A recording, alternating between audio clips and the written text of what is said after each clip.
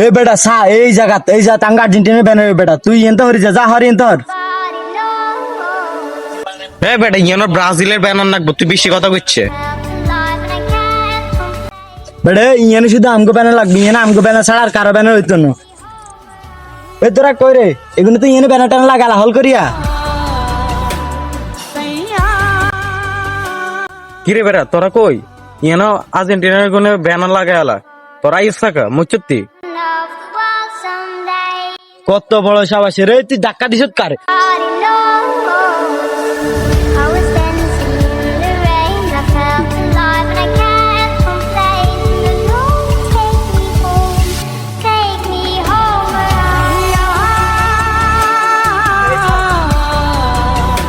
তোরা এনে কিলে মারামারি করস?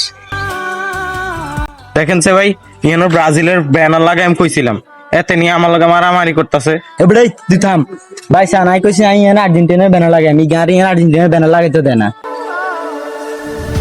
ও ইয়েলানি তোরা মারামারি করতেছস?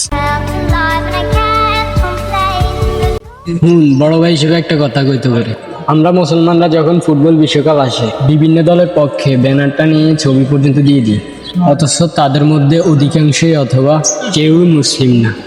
আর আমরা এমন এক অভাগা মুসলিম জাতি, ফিলিস্তিনে এত মানুষ মৃত্যুবরণ করার পরেও নিজের ছবি দিয়ে তো দূরের কথা, ছোট্ট একটি ব্যানার দিয়ে প্রতিবাদ করতে পারলাম না।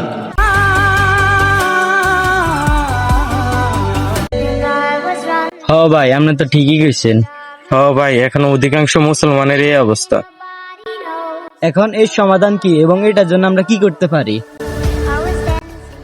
আমাদের কথা যাদের কান পর্যন্ত পৌঁছাবে তারা নিজ নিজ দায়িত্বে পরিবর্তন হবেন। আপনি পরিবর্তন হলে সমাজ পরিবর্তন হবে ইনশাআল্লাহ।